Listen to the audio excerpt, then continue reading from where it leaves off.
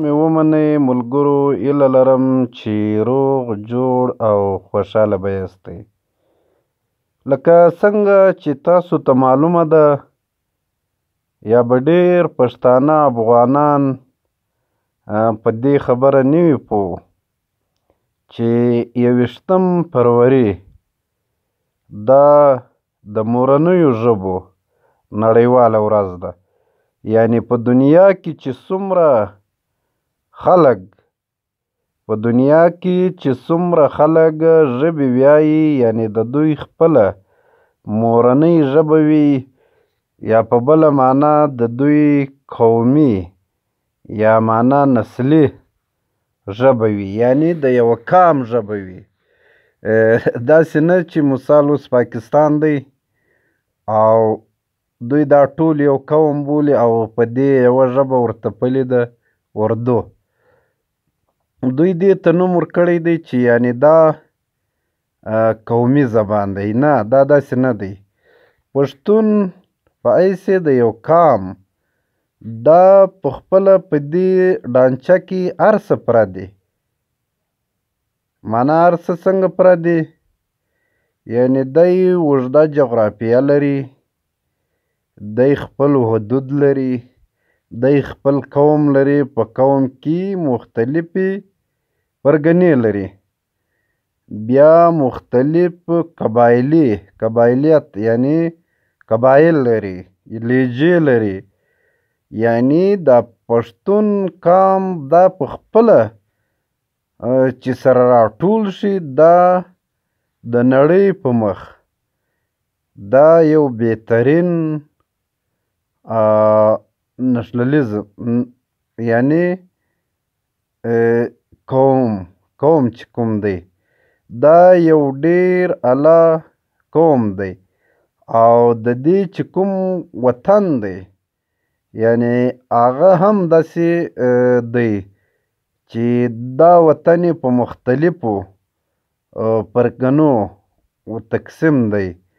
یعنې دا چې بیا موږ ټول سره راټول کړو دا یو ملت راځي او د دې ملت د دې قوم چې کومه ژبه ده هغه پښتو ده. یعنې افغان چې کوم دی د افغان چې کومه جغرافیه ده دلته خو استعمارګرو یا په بله معنا انګریز استعمارګر دا بیا موږ سره تقسیم کړي یو. یعنې دا کومه کرښه چې د پښتون په زړه یا په سینه راکښل سوې ده. ځینې خلک دا وایي چې دا پښتون ټول افغانستان راغلی دی. نه، داسې نه دی.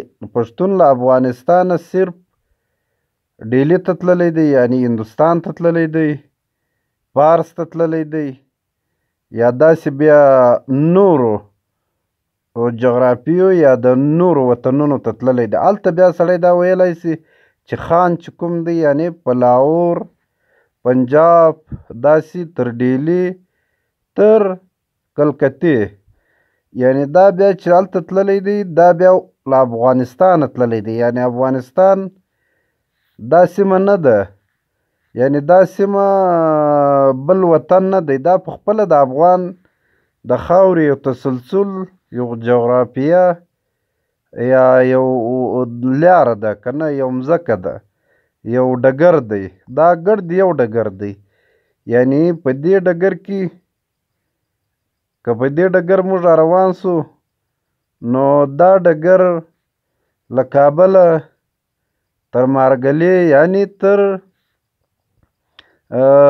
میاوالې اټکه پورې، یعنې دا خاوره، دا وطن، خیبر پښتونخوا، قبایل، بیا جنوبي پښتونخوا چې موږ ورته وایو.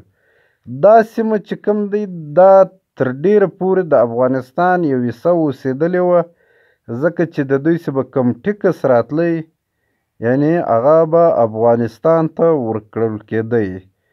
خو دا استعمارګرو د خپلو شومو موخو دپاره، یعنې که بیا په هغه کې خپل دي که پردي دي، د افغان وطن یې تقسیم کړی دی. نو چې وطن یې ور تقسیم کړي په دوی باندې یې له هره پلوه حمله وکړه. د دوی په ژبې حمله وکړه، د دوی په کلتور یې حمله وکړه، داسې د دوی په هر څه باندې یې قبضه وکړله. یعنې په ننني پاکستان کې په کروڑونو، په میلیونونو پښتانه پښتو نسي ویلی. نو دا ورځ ده د ژبو باید پښتانه له دې ریاسته او له دې مملکته که هلته دی که دلته دی دوی خپله ژبه وغواړي، دا د دوی بنیادي یعنې انساني په بله معنا دا په اقوام متحده کې یو منل شوی حقیقت، یعنې یو حق دی، منل شوی دی چې دا د دې قوم حق دی. په دې څوک قبضه نه کوي.